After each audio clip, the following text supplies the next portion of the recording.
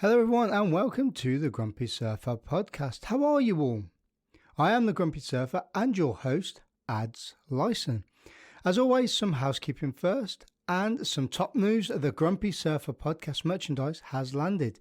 To get your hands on some Grumpy Surfer podcast tees and hoodies, go to the links on Instagram in the link tree, which is in the bio, or the Facebook page. There's a button at the top. Give it a click and it'll take you directly to the merchandise site. Or you could go directly to it by using the code or the link www.grumpysurfer.tmail.com to grab yourself a cool, and they are cool, t-shirts and hoodies. Also, to get 10% off your Ombi 12-week surf program, go to ombi.co/ref/grumpy surfer. And that link will take you straight to the Ombi site where you can get your hands on the 12-week program. I've been using it now for 4 weeks and I've noticed a distinct improvement in my surfing and little really small intricacies that I wouldn't have thought of, that I thought, wow, why didn't I know that earlier? So go to Ombi Surf and go and check that out. Also, for 15% off your Northcore gear, go to Northcore on the internet and use the code capital letters TGSPOD15 to get 15% at the checkout from Northcore. And finally, 20% off your Braw Surf merchandise. Use the code, capital letters, Grumpy Surfer at the checkout. Right, this week's podcast guests compete at the highest level of surfing, making it to the World Qualifying Series in the late 90s and the early aughties, competing and training with the likes of Joel Parkinson. After competing as a high-level and high-end professional surfer, he found his calling in surf coaching, which is where we find him today. So please enjoy my conversation with very funny and an enigmatic and mystical surfer, Scott Rannochan.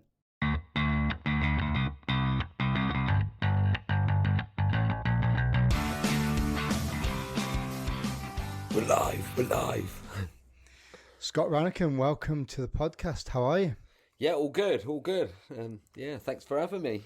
So I always start a podcast with 3 questions. So the first question is, I've just asked it, is how are you?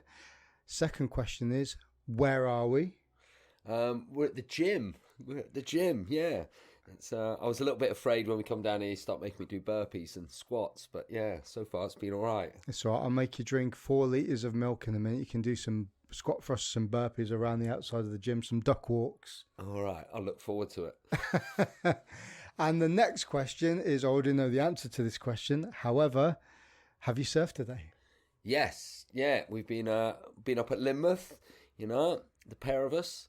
It's there's a few Atlantic rollers came in. Yeah, it's a shame it didn't pick up a little bit more than, it felt like it was gonna for a minute. For a minute there, it did actually feel like it was going to do it. But yeah, it was, nice to get a little dip. Are you allowed to say Lynmouth though? Oh, I think word on the street is, it's out. The days of that being a secret spot, I think, are well and truly, gone. I'm always a little bit dubious about saying places around here because the obvious places like Croydon, Saunton and Putsborough, they're easy ones, aren't they? But yeah, I know what you mean. Like, I sort of forget, this is going out to a lot of people. And you're like, should I be mentioning places? But yeah, like I say, I don't think, Lynmouth's much of a secret spot anymore. Back in the day, it was for a while. I think, a lot of people didn't even realise it got waves. But to be fair, it was rubbish when it was rubbish. Stuff was rubbish up there. Yeah, don't go. It's not worth it. Yeah, it's always crowded and you'll never get any waves and it only works once a year. I must admit that is the one downside of it now is, since word is out, is it does get pretty busy. I did find today that quite a few times, you probably saw me, I sort of paddled off into the distance where I thought, right, I've got to break away from the pack here. And then just try and surf your way down through it. But it's rubbish. Don't go. Rubbish spot. Do you find yourself these days, I don't know whether it's an older thing, that even if you go with other people, you always find that you're paddling off on your own? Yeah, it's Yeah, well, especially if your mates are. Oh yeah, shouldn't. Yeah, keep it You clean, can swear on keep this, it- man, if you want. Don't just if you want to drop C bombs, it's completely up to you. So we'll beep it out. We'll beep it out. Yeah. But yeah, the hardest thing sometimes when you're surfing is surfing with your friends. It's great. It's great to go surfing with your friends if there's plenty of waves coming through. But sometimes when you sort of look and you know the person next to you, you can't drop in, can you? Which you shouldn't do anyway. But yeah, it's you can't really burn people, whereas it's a lot easier to burn strangers. But yeah, you shouldn't. But I think it's part and parcel of the world we live in now. Whereas years ago, I remember growing up, I think when I started surfing, it was 89 or something. And I remember actually going to the beach once with my dad and like getting down, and I just wanted to go surfing at Saunton. Well, I'd say Saunton, aren't we? It's and getting down there, and there was no one in the water, and it was a Sunday morning. It was about 9:30. The sun was shining. It was sort of small, 2 to 3 foot, and there was no one in. And I remember going round to Croyd, and there was already 4 people in the water, and going, "Oh, go out there," just for the fact that I almost didn't want to surf on my own, which you wouldn't catch yourself saying anymore. But I remember paddling out there, getting a couple of waves, but Croyd was a little bit out of my league back then, and I remember just coming in and going back round to Saunton because Croyd's such a much heavier wave, and I don't know, I was still very new to surfing, and then I went back round to Saunton, and I was like, and I was stoked because there was people in there, and there would have been about 6-7 people in there, and I knew them, and remember going in and just feeling really comfortable and really enjoying it. Whereas if you turned up now on a sunny Sunday morning at like 9:30 in the morning, there was a nice 2-3 foot clean wave, it would, whether it was the winter or the summer, it'd be absolutely mobbed. Times have definitely changed. That's when you're getting older, isn't it? You're like, oh, it wasn't like this back in my day. Oh. Yeah. I don't think I ever say that, but I definitely kind of, when I even if I go with a group of people that I know, even today, I don't generally sit. I don't like sitting in the middle of everybody. I'm fighting for that wave. I'll always, like Croyd's a good example of this, where there's lots of different peaks. I'll always try and find that 20-meter radius where there's nobody around me. Yeah, it's nice to be a goalpost. That's the trick I always find, is if you're in the middle of the pack, then whether it's a left or a right, is someone's always going to have your inside. Whereas, it's always better to be the goalpost, or like you say, is just be in a place where there is a good bit of distance between you and the next surfer. So it just edge your bets, isn't it? I think you've got to in this day and age, because, don't get me wrong, there are still plenty of spots that, aren't crowded, but definitely not mentioning them. Well, wired up to a microphone. And I must admit, I still get to surf, even surfing Croyd, which is notorious for being very crowded, but I still seem to get plenty of surfs where I am surfing with just a handful of people. But I think some of that is having the advantage of living closer to the beach, is being able to pick your battles. Sometimes, especially on those sort of stormy days and just before sundown or some early mornings. Normally it's when the surf isn't necessarily... It's really good, but it's good because that wind's just suddenly dropped, or it's a bit onshorey, but it's that sort of clean lumpy, as opposed to where it's a bit like it was this afternoon when that wind comes up and it sort of ruffles it right up and it all goes a bit staircasey. Sometimes I find you can be out there in quite stormy surf and it's still quite smooth, some of the sections. But I do quite like those surfs, just because they tend to be the ones where you just get these little moments where there's just you or just a handful of you still surfing. So it's nice to know that even in this crowded environment that we're in, that you can actually still find these sort of moments of, tranquility. Well, let's have a little talk about your credentials, because you've got a plethora of experience within the surfing world. Whether it was, did you tell me? So what are your credentials? Oh, I got 3 GCSEs. And it's I suppose I started surfing. Let's say it would have been 89. I must have been about 12 years old.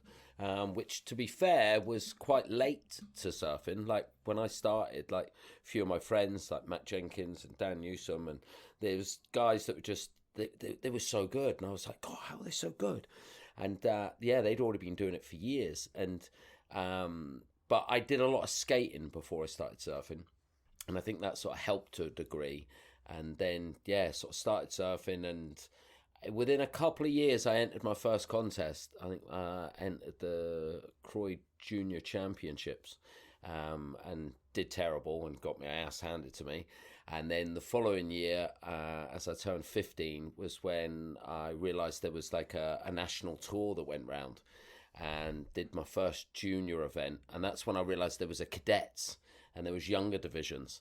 And and then I started competing in those, and sort of did all right. Never did amazingly, but I think I warmed to contests just on the fact that if you want to get better in anything, it pays to be around people who are better than you.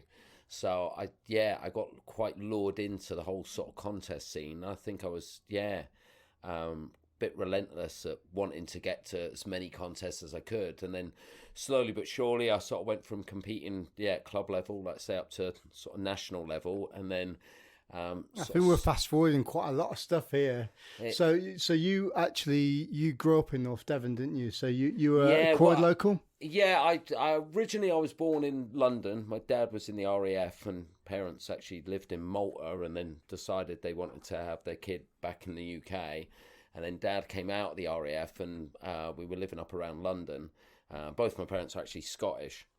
I think that's why they call me Scott. So I'd know where I was from. You wouldn't lose it. Yeah, and then we ended up moving down to Devon by the time I was like 5. So I pretty much grew up round here. And then, like I say, did a lot of sort of skating when I was younger, and then got into surfing by the time I was 12. And then I think it was by 14, let's say, started to compete with the club, and then by sort of 15 going into 16 started to compete in national contests. In fact, it was around then that I got invited to do a contest over in South Africa. This is sort of just as apartheid was sort of finishing, which, thinking back at it, you think this was nuts, because I went kind of on my own, with one other guy, James Jones from Wales, an amazing surfer, and me and him went. He was 15, I was 16, and we went over to South Africa just by ourselves. And like I say, it's like sort of just as apartheid was sort of coming to an end, and we went over there and did what they call the Hang 10 International Junior Championships or something. And I remember getting there and seeing the standard of surfing, and it just blew my mind. And but that's when I realised there was like pro junior contests and all this, and that's where I sort of started to get more delusions of grandeur and thinking I'd like to try and have a go at surfing professionally. And I think I ended up spending the next 3 winters actually in South Africa, because I was only supposed to go there for 2 weeks, but then just loved it that much that I ended up I'd left school, and I wasn't going to bother going to college, because I'd left school and started printing t-shirts with Salt Rock Clothing Company. And then because of that, I managed to save a bit of money. So in the end, I think I phoned my parents and said, I'm going to stay out in South Africa a bit longer. So I changed a 2-week trip into a 2-month trip. And then I got the bug for South Africa and competing. So I would come home, compete, and then go back out to South Africa for the winter. And then I did that sort of 3 years in a row. So I think I kept going to South Africa from the age of sort of 16 up to 19. What were the breaks that you surfed out there? What were the main ones? The contest itself was always held in a place called Big Bay, which was just generally a big closeout. But I do remember while I was there getting the opportunity to surf a place called Crayfish Factory Reef. And I don't think I've ever been so scared in my life. One, we pulled up and we were some amazing surfers, like Cass Collier and Mark Jackson. I think was Byron Howarth there as well. I don't know if he was there on that one. But either way, we pulled up, and me and James were looking at this reef, and it looks about 2 miles out to sea. And obviously when we first got to South Africa, I remember flying in, and as we flew in, it was my first time overseas, and the pilot's like, if you want to look out the window, we're going to have a nice view of the beachfront. And I remember looking down, and we were flying in quite low, and as I looked, all I could see was like 1 fish, 2 fish, 3 fish, 1 fish, 2 fish, 3 fish. And I looked at James, and I'm like, they're not fish, are they? And he's like, nah, that's definitely sharks. And I'm like, oh my God, look how many of them there are. They were everywhere. It was like that whole bit of the coastline was just littered. And that was sort of my first experience of sort of seeing, just sharks and realizing how many of them were in the water. So after being at this contest for sort of a week or so, and always when you're paddling around feeling a bit like, ugh. And then we pulled up to this spot, and let's say it's about 2 miles out to sea, and and just thinking that looks so sharky, and the fact the waves were booming and out in the background, and you're just thinking that doesn't look small either. And I remember we got down there and we had to fiddle our way out through the rocks, and there was some decent swell just breaking just on the rocks. That was intimidating enough. And then got through that, and then we're paddling out there, and I'm at the back. And as we're paddling out there, someone had said to me, watch out for the kelp. Now, I've surfed around North Devon and that, and I've surfed like on the Point and a few places that get kelp, and I've seen kelp, and to me, kelp's like, it's a bit of glorified seaweed, really. I didn't realise quite to the extent of what they meant when they said kelp, because we're paddling out there, and as we're getting closer to the reef, the swell's getting more defined, and as we're going up and down in the swell, and all of a sudden, I paddle over this wave, and just as I paddle over it, I literally get picked out of the water. All I see is, to me, like black skin. I think as much as my first reaction is I'm getting eaten by a shark. Like, I freaked out. I couldn't even make a noise. Like, literally, I was muted. And I'm like, ah! And the next thing I'm thinking, I'm on a whale. I'm like Moby Dick or something. This is what, like, I just, my brain couldn't figure out what was happening. And what no one had told me was this kelp were like kelp trees. They're like palm trees that grow God knows how big. And I was basically stuck in the top of one of these trees. So as the swell passed by and it dips down, I just got picked out of the water. But to me, it was like black skin. I was crying like a little girl. So, just freaking out. And then the boys sort of looked back, saw me stuck in what is effectively the top of a palm tree, and they just start laughing. I think half of it was because of the fear in my eyes.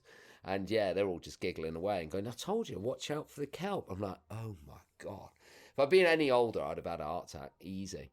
And then we got out there and it was solid. And I remember it was quite intimidating surf. But yeah, I'll always remember just getting picked out of the water and thinking, oh my God, what is happening? But yeah, I was quite glad when we came in.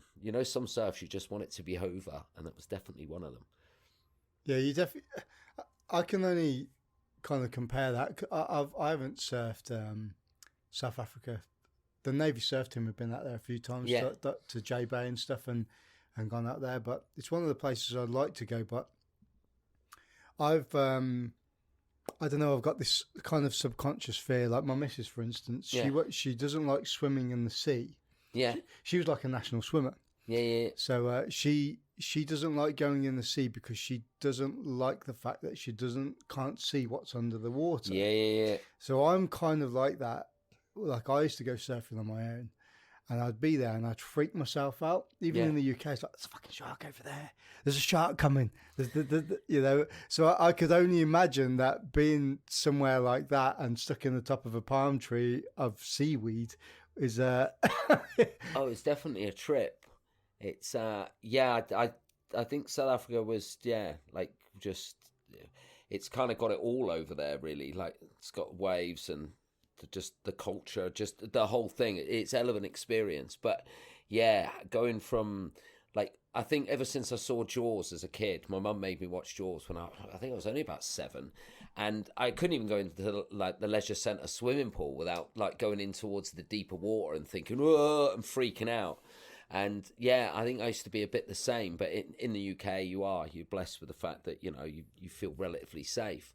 There's nothing that can do you too much harm. But getting to South Africa, where you're really aware that at any point you can be attacked, and just seeing how conditioned the South African surfers are, and they seem so hardcore and just get on with it.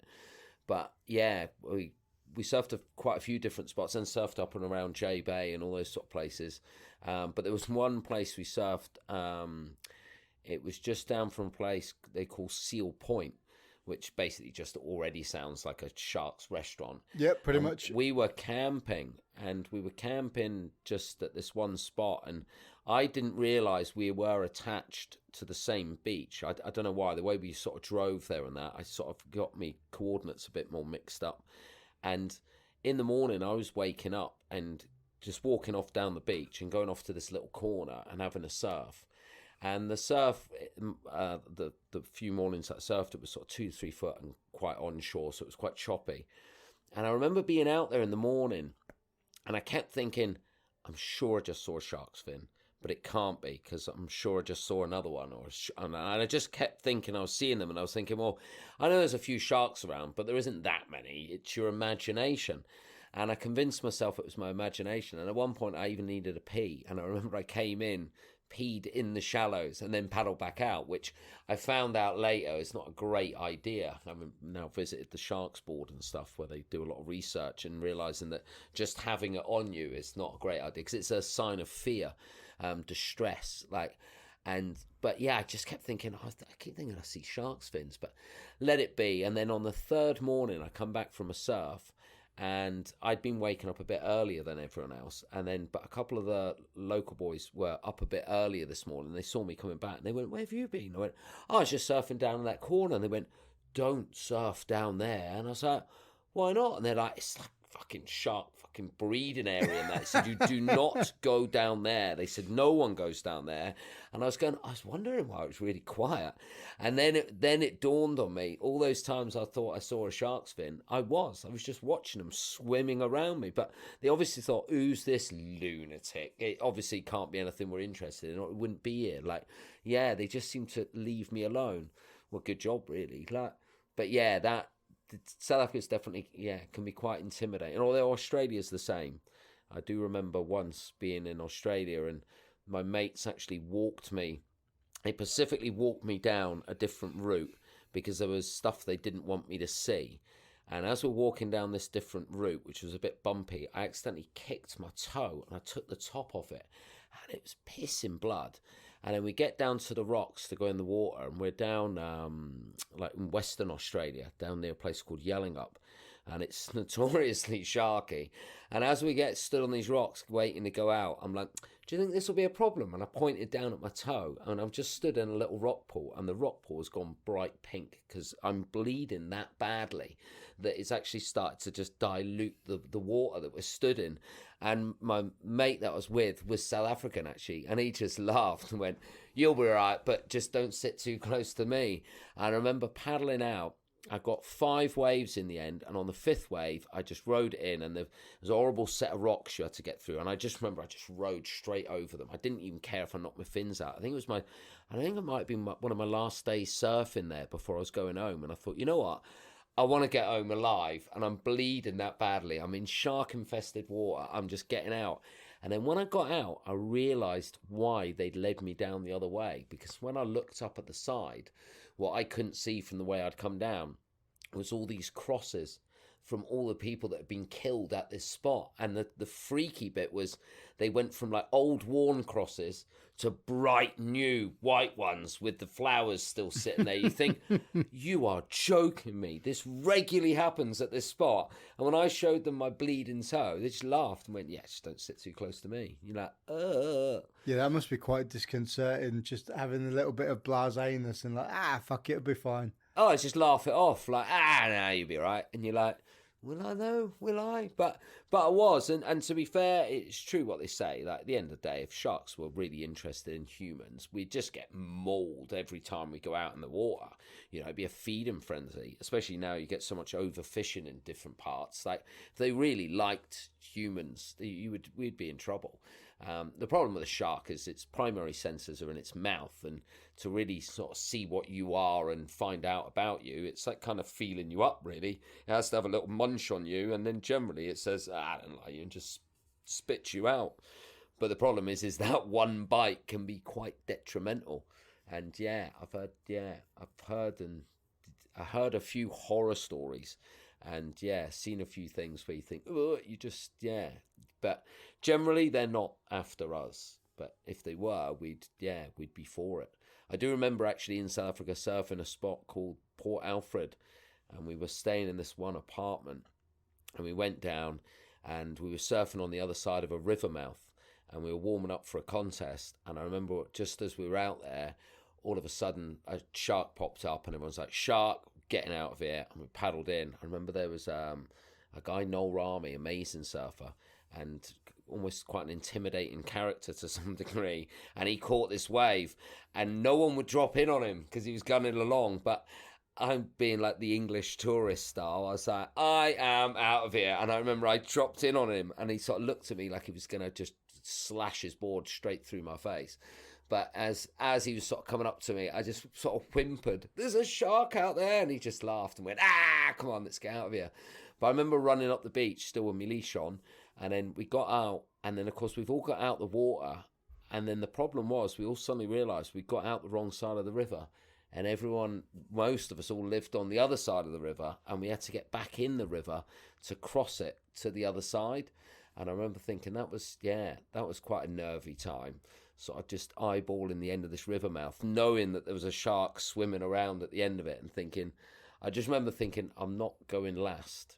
And I remember someone jumped in and they were like, "Well, I'm not going last." They dived in first, and then I thought I'll get into the middle of the pack, and then all of a sudden there was a bit of a queue to get out at the other side, and I remember just jumping on my board and finding a little spot and just scrabbling out of that water. But yeah, it's weird when you think a lot of people surf with that stuff, day in, day out, and just are quite content just to, roll with it. Whereas, I'm a bit like, gets me a little bit on edge. Who were the local crew that you were surfing with at the time? Out there would have been the era of your sort of Frankie Oberholzers and all that. Do you remember Frankie Oberholzer? I can't say I do know. He was a legendary South African surfer, and did a lot of the videos with Tom Curran and all that when the search and all that sort of started to kick in. Okay. There was Chris Davison, who was one of the younger ones, and Frankie and all that. And not that I was necessarily surfing with him, just getting to see him surf. The crew out there at the time that I was with was sort of Mark Jackson, Byron Howarth. There was Wade Sharp, and there was a whole. It felt like everyone ripped. I think when I left Cape Town, because we'd go there and do the contest in Cape Town, then we'd fly up to Durban. And a couple of times we drove up there and drove through the Transkei and stuff. That was a trip all of its own. But when you got to Durban, it just felt like the talent pool was just endless. And I don't think I've ever seen so many good surfers in one spot around what they call the Dairy Bowl and New Pier and that. Shane Thorne and Noel Rami, Carl Rue, and they're just, Greg Swart. And it was just an endless list of rippers. That was quite an eye-opener, that. The good thing when you get to Durban is they had shark nets, which, made you feel a little bit safer. What, only sort of 6 to 10 feet under the surface of the water, though? Well, you soon find out they don't go all the way to the bottom, and they're staggered. So if a shark was actually following some, something it was after, and it was following along the side of the nets, it could soon actually end up getting stuck the wrong side of the nets. So, but I do remember after a while I ended up going and doing a stint out on the bluff, staying with a guy called Shane Warren, who's an amazing surfer, well, still is. And and Sky Robinson. And that was a bit more shark country. It's where Martin Potter honed his skills, I think, before moving to the States. It gets some amazing surf. Got to say, South Africa does have endless amounts of good surf. What were the types of competition results you used to get, and what competitions did you enter? I can't say I was amazing at contests. If anything, sometimes, I think as I said before, I think I was lured to them more for the fact that the best way to get better was to be around better surfers.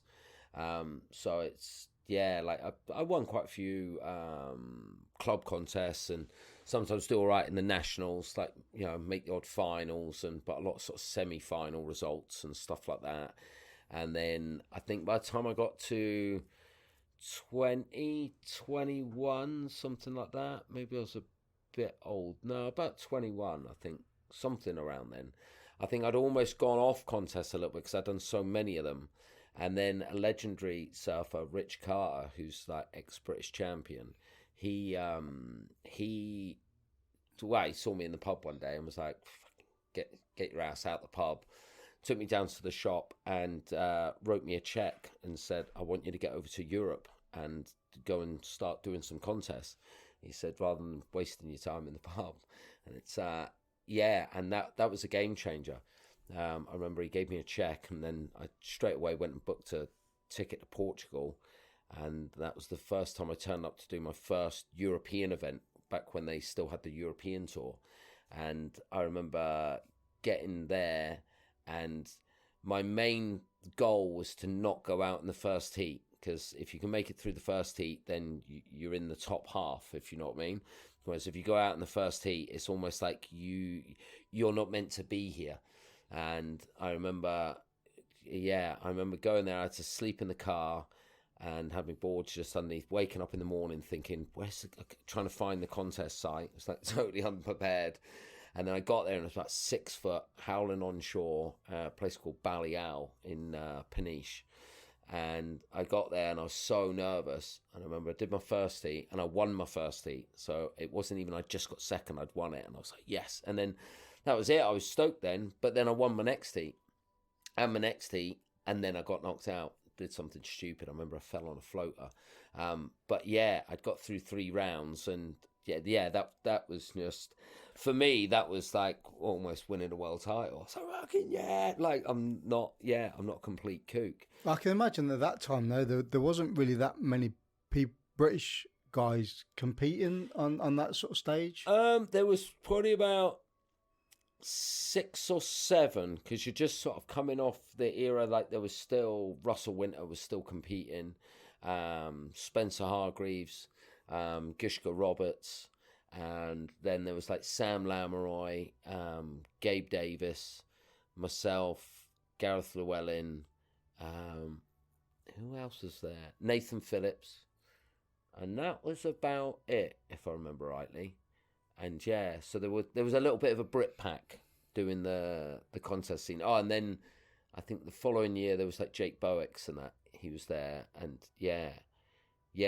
And then that was it. Once I'd done the first one, I thought, right, I'm going to sign up to this. And for the next few years, I started doing the European tour. And some of my best results were like finishing like 20th or 25th. But for me, like getting through that many rounds and beating surfers that I felt that were better than me was like, was a real achievement. I think the main achievement was getting to the point where I started to get paid to surf. And I think that was just, that was an awesome feeling. Was that through sponsors and people supporting you back home, or was that through, were you getting paid for getting through heats as well? Well, that's where you did get a bit of money through going through heats, but not a lot. And let's say Rich Carter helped me out a lot. And then there was O'Neill used to do the O'Neill Surf Academy that was set up by a guy, Jay Moriarty, who sadly passed away. They did make a movie in that about him, legendary surfer and legendary guy. And he'd set up this tour with O'Neill where they'd go around Europe and just teach kids to surf for free. And it was sort of him and some of his friends, and it was an amazing setup. But then he sadly passed away, and it used to pass through Croyd. And we ended up, me and a few of my friends ended up getting asked if we could help fill in. And that's actually when I first started getting into coaching, because they didn't want the tour to stop just because Jay had passed away. So they asked if a few Europeans could take it on. And then I did that, and then I did that 1 week in Croyd, and then doing that week I met a lot of the guys from O'Neill, and that's when they said they wanted to sign me, and that's when I started getting paid professionally. Was that like helping out with the contest as well, or that the was event? Just doing like coaching kids? So it was just for 1 week, really intensive. But then when they heard what I was doing with competing and traveling and all of that, I think they sort of figured I might make a good promotional tool for them, and they decided to sponsor me. And that's when I started getting paid properly to surf. And the beauty with that was it was just, you didn't have to necessarily win anything, but you had to just make sure you were doing all right and flying the flag, basically. I sometimes think I was more of a social athlete than I was, hard. I wasn't quite the guy going for runs and doing burpees and squats. But I think during that time, though, and I've talked to, a few high-level people about this as well. During that time, there wasn't really strength and conditioning programs. There weren't like coaching programs like, the Aussies have got a coaching program to bring all their youth through and stuff. It was just kind of like you guys going down there, competing, having a good time. If you got some good results, you did, but there was no kind of backbone support for you to help you. Yeah, we sort of came in off of the sort of rock and roll years, I grew up watching like Wave Warriors and all that, and you had like Christian Fletchers and Matt Archibalds and all of that sort of scene, and they say themselves, when they were competing and stuff, there was no one looking after them or anything like that. And I think I came out of that just the end of that era, really, where there wasn't. You were kind of free to do what you wanted, and it was good. It was good fun. But yeah, you look at it now, and it's such a different world. Like, you go down and everyone has got coaches, physios, and there's dietitians involved, and everyone's got training programs, and it's it's just different. It's a lot more professional, which it needed to do. Don't get me wrong, it's sad to see the end of that era, but I don't think it would work. It was funny, and but if it was still going on with the amount of people surfing nowadays, it would be absolute chaos. I think the main difference is there's more money in it these days, whereas back in the day, like, if you go right back to when contests very first started, there was no money in it. It was just for prestige alone, it was just for sort of kudos. Whereas now it's like, say, Kelly Slater changed everything, didn't he? He come in and got the first $1 million contract, and now God knows what some of them are on. I remember meeting Dane Reynolds, and I think at that point he was on like 3.9 million just in endorsements. You're like, you are like, it's a different world now, definitely. You don't see that. It's not publicized as much as, like, for instance, football players or NFL players or footballers. The surfing community, I'm talking the WSL and the QS and pro surfers, they kind of keep all that sort of thing close to their chest, that they're, you do get prize money for winning, like, the Pipe Masters or something like that. It's quite obvious, but you don't see what their sponsorship is or anything like that, because it's quite private to them, I guess. I mean, it's not, I'm not saying that people go around flaunting saying, "Oh, look how much money I'm making because I'm a professional." Yeah. But when you've got professional athletes, because that's what surfers now in the public eye are, they're professional athletes. You see, like the NFL players, they've got like, they get their payment for whatever it is for a 4-year contract, but then you don't see the sponsorship money. You don't see the endorsements from, I don't know, something really stupid like opening the Carrefour or something like that. All that sort of stuff that builds up, and also, being sponsored by a surfboard brand, a clothing company. Yeah, you don't see all that background stuff as well, which I mean, okay, I think is pretty cool, because, for somebody that surfs, which is, you can argue it's a sport, but it's also a lifestyle choice as well. It's pretty cool to be able to say, right, I'm getting paid to go surfing and surf some pretty awesome places too. It's sometimes catch-22, really. I do remember there was times where I'd be running around, going to these contests and doing all this stuff, but some of the places you were getting sent to, you think, surf's going to be rubbish. It's going to be terrible. And you'd actually want to be somewhere else. And I do remember sometimes thinking, it sounds great, but the reality of it sometimes is the fact that you maybe happen to be in one place when you'd rather be somewhere else, but at the same time you could have to go to work and, you know what I mean, work in a factory, or you know what I mean, so you had to sort of take it with a look on the bright side of it. But there was a couple of times I remember sort of just being on some trips where you'd spent all this money. I think there was one even where we went to Panama, and you think, God, I spent all this money and we got skunked a bit on the surf, and you think, for half the price, could have just nipped over to the south of France, and you know what I mean? But it was good. It was a really funny trip, and anyone that was on that trip, yes, what happened in Panama stays in Panama. Well, you can't say stuff like that and then not elaborate a little bit. Oh, we did a trip out there with, it was me, Ben Selway, Mole, Dan Joel, Isaac from Wales. Who else was there? Who am I missing? One of the bodyboarders. Was it Danny? I want to say Danny Wall, but it wasn't. I'm sure it was somebody else. But I know it was me, Dan, Isaac. Me, Dan, Isaac. Who am I missing off that trip? It'll come to you. That'll drive me nuts, that will. But yeah, we went out there. But yeah, Ben Selway was our photographer. And I think it was one of the bodyboarders that was there. It was a long time ago. I'll have to look at the magazine, see if it'll get a flashback. But yeah, it was a funny trip because we weren't getting the best wave. So I remember when we turned up, I got there and my boards hadn't arrived. And then eventually, after a few days, one of my boards turned up, which was a 7.6 that I borrowed from Andrew Cotton.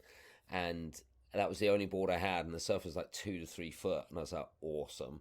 And we're on a photo shoot. So everyone's wanting to, go for it and bust theirs. And just, you know what I mean?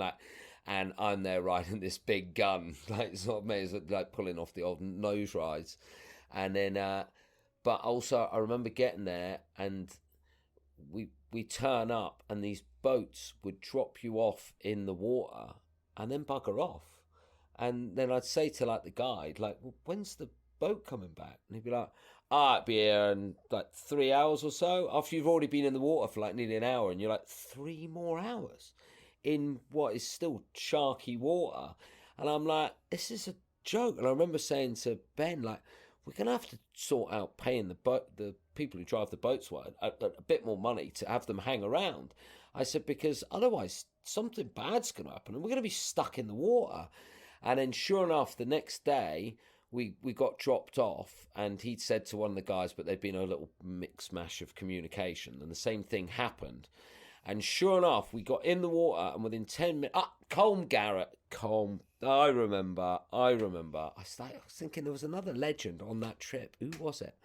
And Colm takes off and he takes off on this wave and goes for a turn, ends up nosediving, board snaps, he hits Zed on the rock and he's bleeding. And he had to sit in the water just on half a surfboard while bleeding and just left dangling off the end of this reef.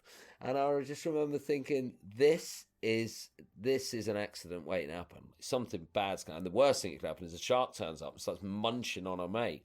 Yeah, Colm Garrett. How did I forget Colm Garrett? God, yeah, absolute ripper and a legend. It's but yeah, it was one of those trips where just, everywhere they said, let's go and try this spot and the surf would be terrible. We ended up driving from the Caribbean side over to the Pacific side. And then, so we tried somewhere new, and then we came to this little house, and it takes us to this house, and it's beautiful, and we're living right on the end of this point, where the point's actually just off in front of us. I forget the name of it, but it looked like it was going to be amazing setup, and it was like, the tide's in a bit. Well, when the tide's out, this place is amazing. We've got this big house, and right there by the beach, and we're like, this is going to be awesome. And within it got there and then it went dark and it's like, cool place, it's got aircon, it's got this, and about 10 minutes into pure darkness, power cut. And they're like, apparently this happens a lot around here. And it's like, well, how long is it going to be off for? And it's like, oh, it could be days, could be a few hours. And the power just went out, so there's no aircon. You can hear all the mosquitoes making their way in. And I remember trying to go to use the toilet. There was an outside toilet, and walking outside, and I bumped into something. But I didn't realise it was a stray dog. But obviously in the middle of the dark, and we're actually in the middle of the jungle, and then, oh God, nearly had another heart attack. It's like being stuck in the palm tree all over again. And then when we woke up in the morning, the light came in, and we're like looking at this surf thinking, oh, in a minute the tide's going to go out and there should be some nice waves.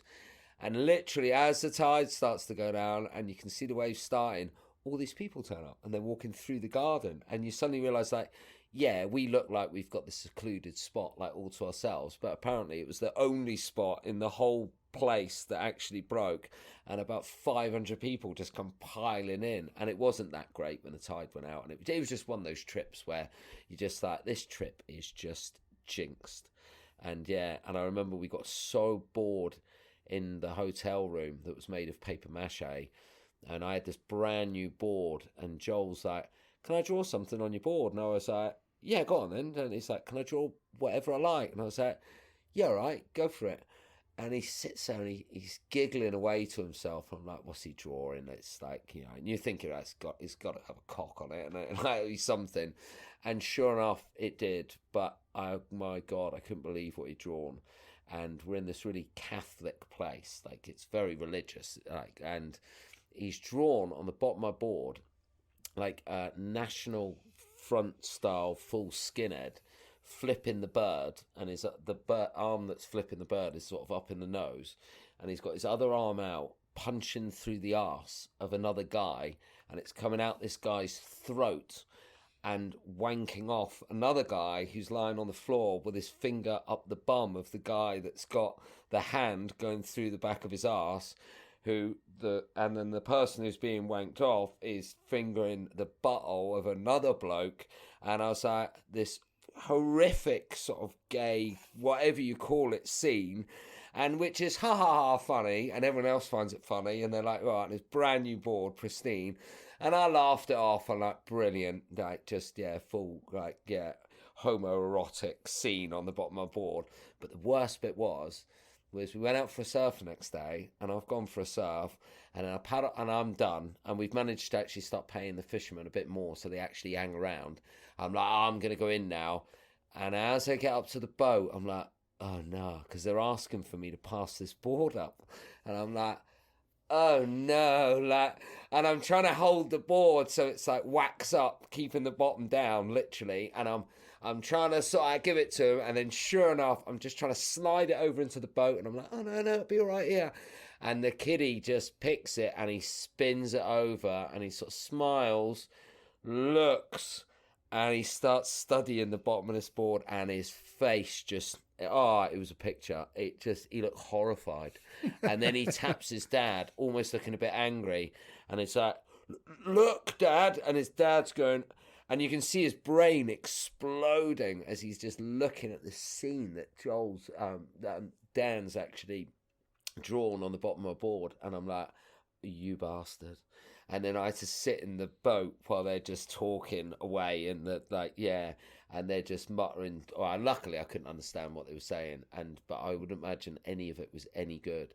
So when we got back that night, I did a bit of editing, and I tried to change put a pair of pants on this guy and cover up the dangling pair of testicles, and change this for that and this for that, and make it at least look a little bit more heterosexual. Still wasn't a good look, but yeah, I thought it was better than the sort of gay orgy, aggressive gay orgy that was pictated. I take you as a good drawer then. Yeah, really, very artistic guy. We'll edit all that out.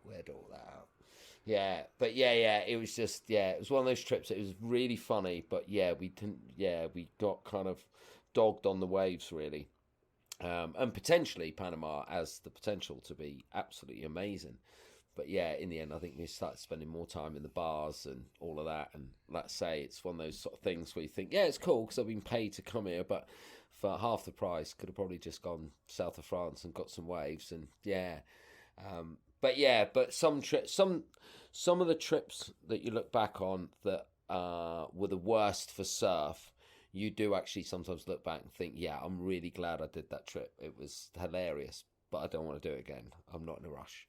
Yeah, that was one of them. You talked a little bit earlier when we were driving in the car down to Lynmouth. You dropped some stories about some of the bigger names like Mick Fanning and Joel Parkinson. Have you got any stories about those guys? Yeah, I was lucky enough to meet Joel when he was just coming off the back of I think back-to-back QS wins. In fact, I remember I stayed with a guy called Carwyn Williams, absolute legend and fucking absolute ripper. And I was lucky enough to get invited to go out and do some training at his place because he had a place in France and he would train a lot of the sort of up-and-coming riders. And I do remember going for one of my first runs, and you'd have to jog lightly down to this bridge, and then you'd have a good warm-up and a stretch, and then you'd have to go on this circuit and run all the way around till you got back to the house.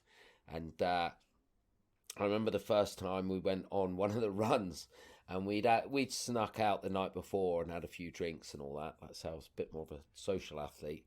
And and we run down to the bridge, and just as we got there, I remember Joel just going, Carwyn, mate, fuck this, I ain't fucking running, it sucks balls, mate, I'm going home. And he just turned and walked off. And the rest of us kind of looked, because a few of us were a bit hungover, and we're like, almost like, oh, if he isn't doing it, it's good enough for him to fuck off, like, well, we're going to do the same. And Carwyn's like, nope, you fucking lot. He said, he's just fucking won 2 fucking QSs back to back. He can do whatever the fuck he wants. You lot, fuckers, get fucking running. And we had to fucking get on the run. And me and my mate, Ryan, we ended up, we figured it out. Ryan Humphreys, legend and ripper. We figured if you ran out in front of everyone and just got a little bit far enough ahead, there was a little hole in one of the hedges, and you could jump through the hedge, literally walk across the field, and by the time you walked across the field, everyone else would be just starting to come round the circuit. And then once you get out the other side of the field, leg it as fast as you could to the house, so you got yourself all a bit purple-faced and out of breath, and you'd come in just before everyone else. And this one Aussie kid, after doing this, because we'd have to go and do these every day, and there was one Aussie kid, he fucking, I remember he legged it as we were trying to leg it out in front to get to the hole in the hedge. He kept catching us up, and he's like, I'm watching you. And and we're like, fucking come on then, hurry up. And then got him through the field, and as we got into the field, he said, I fucking knew it. He said, I knew you lot. He said, I knew you lot weren't that fast. He said, because I've seen you sneaking out drinking of an evening. He says, no way they can be smashing us like this. And we're right, you don't tell anyone.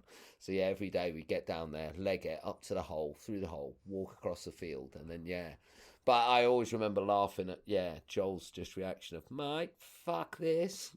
I'm not doing running. But don't get me wrong, as he went on to do his pro career, I know he got a lot more serious about training and all that sort of stuff. But it was like saying before, like years ago, like back then, that was still coming off the era where you didn't have all these coaching programs. And that was sort of something Carwyn was trying to change and get everyone training. And it's... I know he did go on to do a lot of that. But we did have a couple of nights out. In fact, once he shaved one of my eyebrows off and put me in a board bag and buried me under about 27 boards. And I remember Wayne Rabbit Bartholomew tugging on my toe in the morning. Because there's someone alive in there. The only thing was, he'd only shaved half my eyebrow. And at that time in France, all the rippers all were missing half an eyebrow because it was a thing. Everyone was getting everyone. And it was, got ya. So they shaved off my eyebrow, and as much as people were laughing, I was kind of like, well, actually, you've turned me into one of the cooler people. Because I've got half an eyebrow, and so's he, and they absolutely rip. So I was associated with them just by having half an eyebrow. So I was quite stoked. I'd have been happy just to sneak off and shave it off myself. But I did have a couple of nights out with Joel. Never met Mick, but It's but Joel was a legend. He was really nice guy, and he absolutely ripped. I remember surfing with him and stuff, and just thinking, God, how relaxed is this guy while absolutely killing it. Yeah, very smooth surfer. You alluded on to it earlier. Getting into your coaching career after you'd done quite a bit of competitive surfing. How did the coaching come about? And you also how are you sort of associated with the Croyd Surf club as well? It's well, like I said, when I got invited to do to help fill in with after what had happened to Jay Moriarty, I did that week, and then and that's when I picked up proper sponsorship. But it also meant I got asked to come back and do that academy again, and then that's where the following year, all Jay's friends came back. And some absolute legends, Tyler Fox and Chris Lynch, and a whole contingency, Joey Hudson, and I just met all these legends, and that's actually when I really started to get into coaching, because just seeing the passion that they were putting into it, and that's when I realised that back then, like when I first started surfing, there wasn't any surf schools, there wasn't any of that stuff, and then we'd seen them start to come about.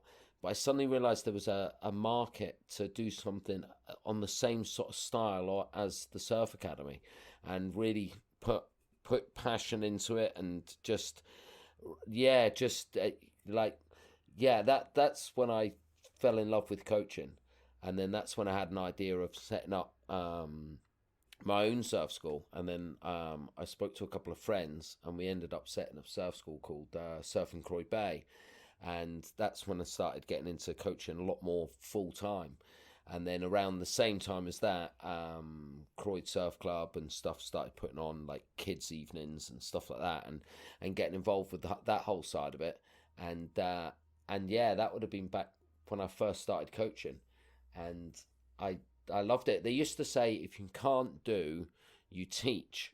And so it was almost like, if you can't surf that well or whatever, you get into coach and all that. But I soon realised it was actually the other way. And they say the best way to learn anything is to try and teach it.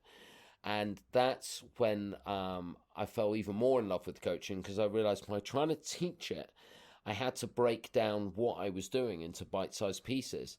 And it became a game changer for my own surfing. And I still find myself doing that to this day. And it's really good trying to figure everything out and, let's say, break it down into really small pieces and think, right, well, it's not magic. And that's where when you look at the best surfers in the world and you think, well, they're not magicians, there's technique. Like, don't get me wrong, a lot of it is they're so conscious. Well, in their subconscious, they are so aware of wave mechanics and wave formation, because so many of them have been around it for such a young age, and it just comes naturally to them. But at the same time, like I say, it's not magic. It's their technique, the way they read the ocean and everything. And a massive one is when you see, especially like a top professional shortboarders get up and the speed they generate. But if you look at how good they are with their footwork, like you see a lot of the top surfers, when they first jump up on the shortboards, that back foot's not back on the tail. It's further up the board.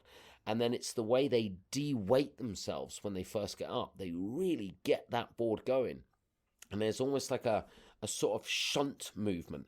Because the basics of turning a surfboard is simple. It's compression and rotation. You compress out through your back foot while rotating your upper body to where you want to go. But they don't just compress over the back foot. They kind of shunt their body weight forward. They're almost trying to put the back leg through their front leg. And it's a bit like if you ever see a skateboarder, when they want to pump and get up the other side of the skate ramp, there's like a little shunt. They shunt the board forward. And when you watch top elite shortboarders, they do this. When they first jump up, they really get that board going. That first drive is just, there's so much explosivity in it. And when you see a lot of us, what we call just, when you're at a lower level, you see a lot of people, you just jump up and they expect that board just to start going for them. They're not being the engine room. And the elite, they are that engine room. They get that board going. If you look at Italo Ferreira and stuff, like so gymnastical, and they get up and they get that board going like they've got a gun to their head. Whereas a lot of us can find it very easy just to get up, and if you don't attack that wave the second you're up, it's too late. You're gonna have to wait for the wave to generate speed for you. That's where it's fine if you're riding like a bigger board, like the one you had out today. The boards that are brilliant because they automatically generate speed and acceleration for you, so you don't have to like panic to get that board going. But when you look at some of the boards, some of like even Kelly Slater, I look at one of his boards the other day and I was like, this thing's tiny. I can't help but feel if I went out in the water, like now I'm a lot older, like mid-40s, you get out, I jump up on this board and it would just start sinking underneath me. But but like I say, the attraction to coaching is starting to really look at the board and body mechanics and everything being involved with surfing. And yeah, it can be quite an eye-opener when you start to break a lot of it down. So you've started putting videos out over the last sort of like 4 to 5 years, and I'll talk about Morocco in a minute. But you've started an online academy basically called My Surf Lessons that you started to put all your experience and your knowledge into. Do you want to talk about that a little bit? It's sort of a light-hearted educational look at surfing, and I suppose the same thing, just bite-sized pieces. I have got a website that I've probably got over 100 videos on it now, and I'm sometimes terrible for social media. People are like, why don't you hashtag this and da-da-da, and it's like just trying to be cool. It's I'm terrible for that sort of stuff and promoting it, because a lot of the little bite-sized clips that I put up, there is actually the whole video up on the website, and a lot of people even like, I didn't even know you had a website. But the Instagram stuff has just become quite good fun. Is like say, keep it light-hearted and just breaking down breaking surfing down into bite-sized pieces really. And it's I've been doing that about sort of 4-5 years. I just found, because I sort of I've done the whole thing. Like I've done everything from sort of doing beginner lessons on the beach and a lot of working down on the beach, and then I found that sometimes when people get down to the water's edge, like even older people, is they just kind of want to get in the water and start surfing, and having to sort of sit there and go through a lesson or any coaching, generally, and especially with the sort of kids and stuff, is that tend to be sort of like, oh, are we going in the water? It's like, when is it going to let us go in the water? And almost don't want to listen to a lot of stuff if you can see waves breaking out behind you.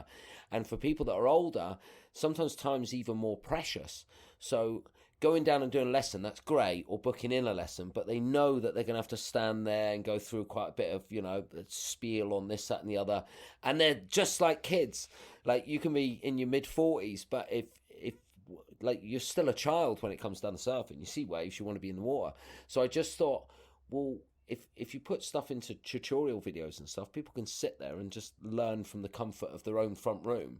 And sometimes you just need a light bulb moment in surfing. Like, I was always like that growing up, and I'm still like that now. Someone says that one thing that you think, oh, I just want to try that. I want to get in the water and I want to try that.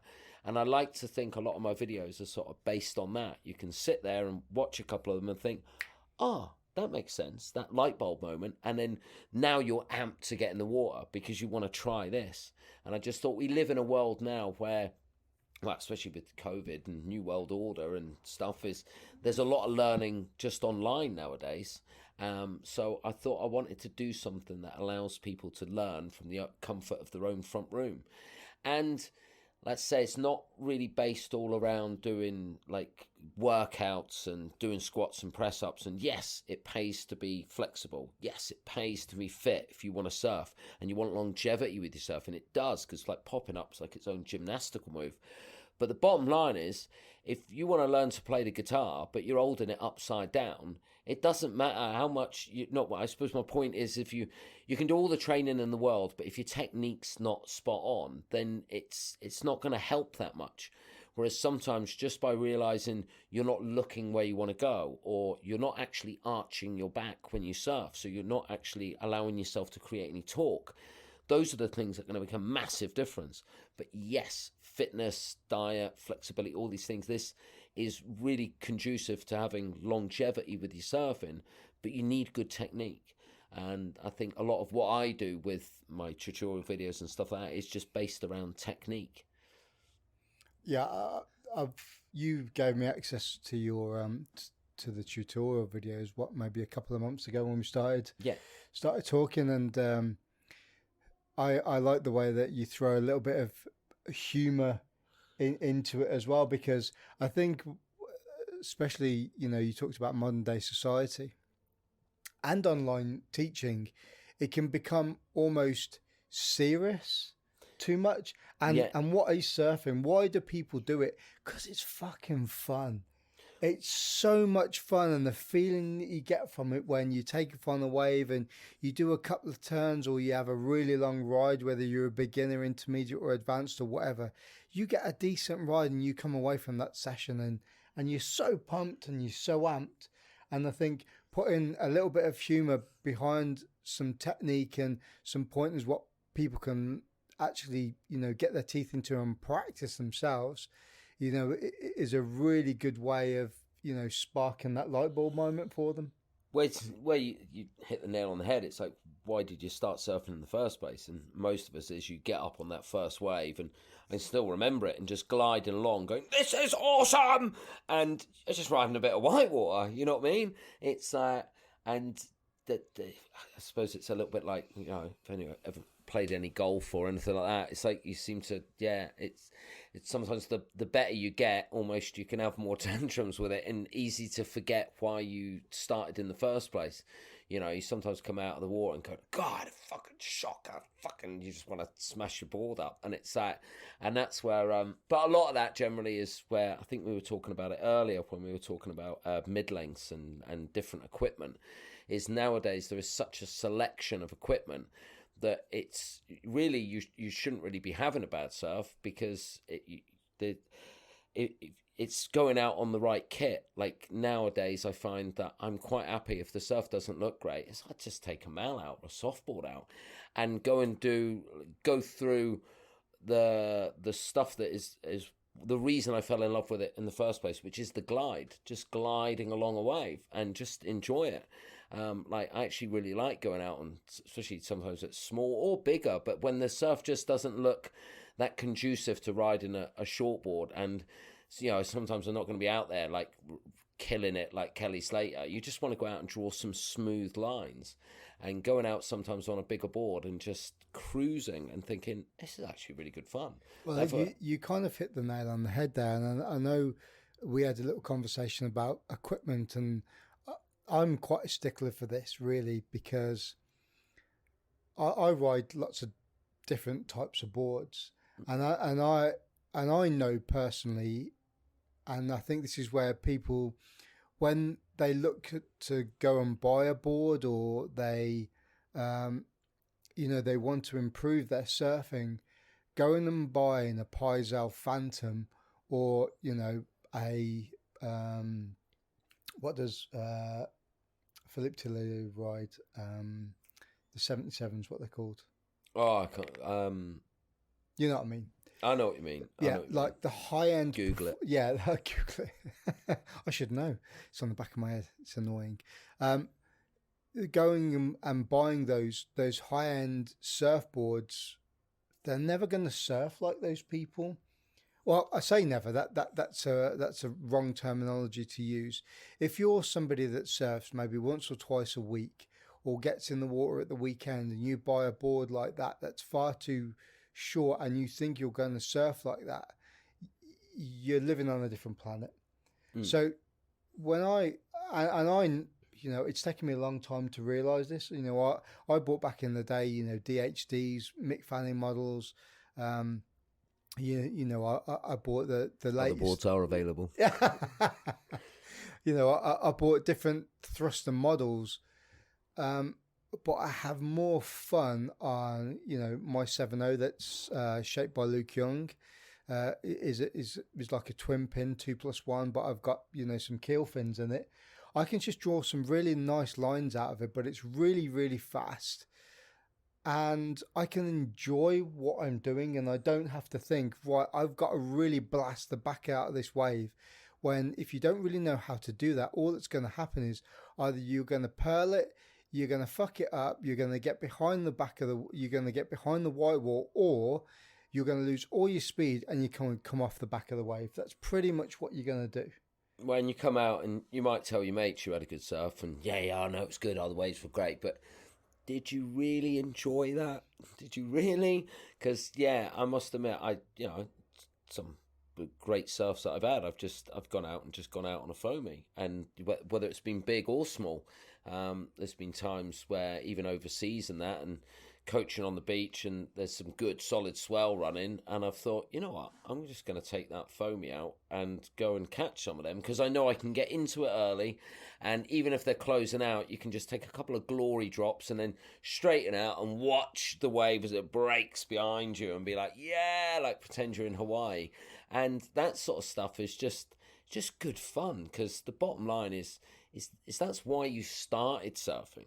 If you didn't start surfing for that reason, you just wanted to look cool or whatever, then you're in the wrong game. It's don't get me wrong, there's plenty of people like that in all sports and sides who, what you call a lifestyler. But generally, most people start surfing because they enjoy surfing. They enjoy that feeling of gliding along a wave. It feels awesome when you get locked into that ride. And it's nice being in the ocean. And, and let's say it's very easy to, I think a lot of people did it, especially back in sort of the late 80s, early 90s, where people were just get onto a short board. And half of it was because it's easy to duck dive. So getting out there was a lot easier. Whereas that's where I think I even said in one of my last videos, it's like you the Eskimo roll. When I actually learned how to Eskimo roll properly, it was a game changer. Because you see a lot of people in the Eskimo roll, they just roll the board over and then hang and try and pull the board down towards them.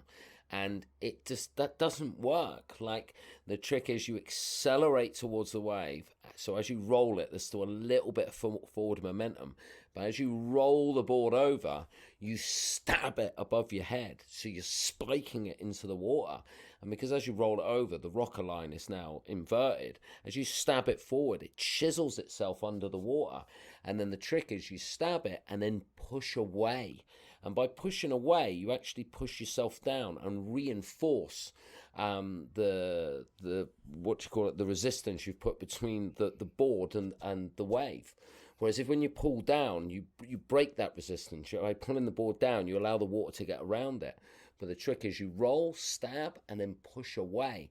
And it intensifies the seal between the board and the wave. And then as the wave passes, you slide one of your hands down and roll back over. But most people just see a wave coming, slow up on the paddling, and kind of roll over. You see people even with their feet wrapped round it, like trying to hang on. But weird thing is, I wanted to test whether that was doable on a shortboard. So I started doing a couple of Eskimo rolls just on my little 5.8, and it worked a treat. And I was like, oh my God, how easy is this? But it's not, it's a little trick to it. You can watch my video on my site; is available. But it's that technique, and I think years ago that's what put people off the bigger boards, was how am I going to get this big board out through the bigger surf? But when you watch the guys and girls who go and surf huge waves, unless they're doing toe-ins and they're on a little board, which probably weighs more than 3 big boards put together, they're like lead. They go out on those guns, they're like 10 foot. They're fucking huge. You ain't duck diving that. You see Nathan Florence going out to go and have a little go at Waimea Bay. He's not going out on a 5.8 because, it's big and I'm going to duck dive it. There ain't no fucking duck diving. They're going to Eskimo roll if they were in a lip. But chances are they're going to do one thing and one thing alone. Bail. They're going to bail. Those boards after them have got 2 leash plugs in the back because they know there's a good chance they're going to have to bail and they don't want to lose their board. It's, those boards are huge. No one's duck diving them. But I think that was always the allure years ago, was get the little board. It's easy to duck dive. That'll get me out there. Plus the fact that the pros used to ride them, and that was it's still the allure now, isn't it? Well, yeah, totally. Totally. They're a little bit different now. You sometimes see some of these, like what still looks like a really nice shortboard, but it has actually got almost 40 litres in it. I've had to go on a few of them, and you're like, oh God, they're actually quite good. This is my age creeping in. And as you get older, you have to match your age with your literage. I like that. That's a good analogy to use. It feels right. It feels like I'm going that way. Well, not the thing that you're riding today, though. That's still got at least sort of 30 litres in it, maybe just over. And yeah, and they managed to cram that down into a little 5.8. But yeah, that still seems to float me all right. So yeah, I'm just still trying to relive my youth, pretend I'm younger than I am. That's what it is. Mate, I was going to talk about your Morocco days, but I think that might be another podcast in itself. So we're just going to tie this up with a quick fire round. All right. That I'd like to do at the end of my surf podcasts. So the first question is, if you had one surfboard fin setup for the rest of your life, would it be a thruster, twin fin, single fin, quad, bonza, or finless? Oh, it's a toughie. See, a few weeks ago, I would have just said thruster, hands down, because I've always said, like, even with my bigger boards, I've never been a fan of a longboard. If I'm going to ride a longer board, it's normally like a Mao, like sort of 8.6, 8 foot, something like that, and then have that 3-fin thruster set up, because then it's still so much more maneuverable. You get into the tail, you can still ride it like a shortboard to a degree. But lately I've started riding a quad setup, and I'm like, oh my God, this is awesome. I love it. Yeah, I don't know why I didn't think I would. But I suppose if I had to just have one, then I would probably still go the thruster setup. Simon Anderson, whoop, whoop, whoop. Yeah, it's, yeah, but yeah, only because I haven't tried a bigger board with a quad. So, yeah, ask me in a few more weeks when I've maybe experimented with putting a quad setup on the bigger boards, and I might have to go with the quad. Because, yeah, I can feel myself being converted. Allah!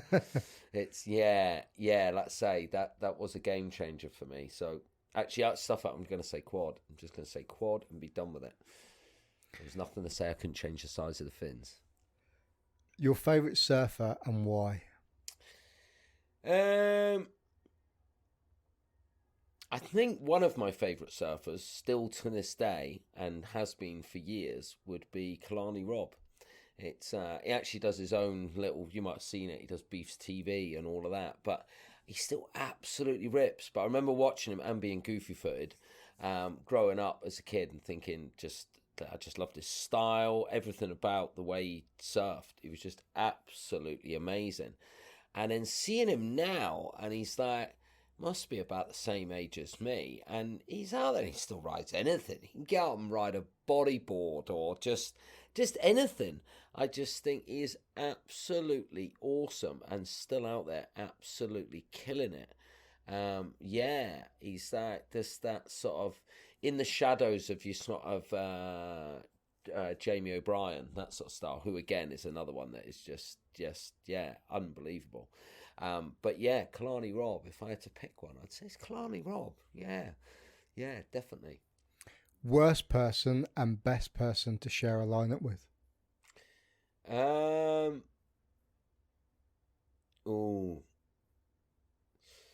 suppose best person would have to be a general, and that would be your mates, because it is. Apart from two of them, because of cunts. But I won't say any names. I think actually that sometimes that would cover both. Is the best people to surf with are your mates, and sometimes the worst people to surf with are your mates. In fact, yeah. In fact, I'm not going to say it. The first surf movie you ever watched? The first proper surf movie I ever watched was Crystal Voyager. Which is a legendary. I had it on VHS. Yeah, well, exactly. In fact, I'd got a video from the video store, and they'd said there was some surfing on this video. and I'd watched it, and I think technically the first thing I saw was some dodgy. The surfing wasn't dodgy. It was the VHS copy of it was some Hawaiian contest footage of the Vans Triple Crown, and it had like Oki and Gary Elkerton and all of them, and it's a legendary bit of footage, but the quality wasn't great. And I remember it only went on for a little while, and then all of a sudden it cut into this Crystal Voyager, and I remember watching that and the little boat thing that he makes after his dream of aliens or something, them going and surfing these perfectly clean waves, and there was a bit of kelp involved around there, but yeah, not quite scary. But I just remember watching the surfing, and even though there was a lot of knee boarding and stuff like that, I just remember thinking, oh, this is awesome. So I think that was the first surf movie that I actually watched, and that's back when surfing was a lifestyle, as opposed to the sport it is today. I think it's in two things now. It's a sport, but at the same time it is a lifestyle. It's a bit of a funny paradox that it sort of lives in. The last surf movie you watched, or surf film, or surf edit, whatever you want. Well, now there's so much stuff available that all the contests are streamed and all of that, and everything. That probably the last one that I sat down and watched would have been the decider of the world title, and seeing Gabriel Medina fly about 1,300 feet into the air. That was the last bit of surfing that I sat and watched. But then since then, I've been watching a little bit of the contest in Portugal, and I feel like I only have to turn on Instagram and I'll see three, like even today, one of my mates, Richie Seals, amazing surfer. And as I opened up Instagram, he just posted him in Western Australia, just pulling this fucking awesome barrel that I feel like I get drip fed my surfing. Whereas I remember growing up as a kid getting Ozone, the O'Neill surf video. I remember getting that for a birthday when that came out. I remember I went down to the village hall and Croyd Surf Club put it on, and we all went in and sat in chairs and watched this movie, and we're like, oh my God, I have to get a copy of that movie. And then I remember it coming in the post and sitting there, and I watched a bit before school, and then I couldn't wait to get home from school and just watch that movie. And God, I must have watched that movie so many times. And then and being excited because I was taking it around my mate's house that weekend, and we were going to sit and watch that movie, and we watch it in the morning, and that was just awesome. I feel like, I miss a little bit of that, back when a surf mag would come out, and you'd be like, oh, new surf mag's out, and you'd buy it, and now we just get drip fed everything, like I'm on an intravenous drip, and because I follow so many different surfers and all that, I am constantly getting it. But yeah, you don't get that build up. It's easy access now. There's almost too much. Yeah, to some degree. Like, don't get me wrong, there's loads of good stuff. Like I was saying today, like watching Taj Burrows do the Stab series with all the selection of boards, and like some great stuff out there, and weird waves that Matey does for Vans and stuff. And there's some really good stuff out there. But yeah, it's constant. I almost feel like I can't keep up. Whereas back in the old days, back when Wave Warriors and all that was, you had to wait. It's a surf movie coming out. But yeah, pros and cons to it all, really. If you had one wave to surf for the rest of your life, what would it be? One wave. As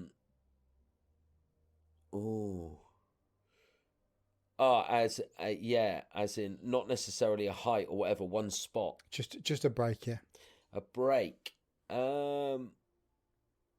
It's a tough one, really. Having sort of, done a little bit of travelling, there's a few different spots that you think. I must admit, that would be, having spent a lot of time out in Morocco, I would say probably somewhere like,